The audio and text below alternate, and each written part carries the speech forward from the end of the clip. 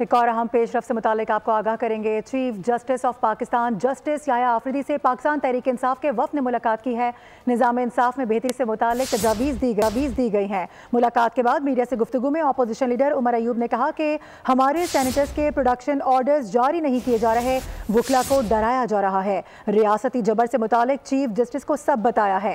عدلیہ کا تحفظ چیف جسٹس کی ذمہ داری ہوتی ہے۔ بیرسٹر گوہر بولے کہ چیف جسٹس نے عدالتی ریفارم سے متعلق 10 نکاتی ایجنڈا شیئر کیا، ہم بھی اپنی تجاویز دیں گے۔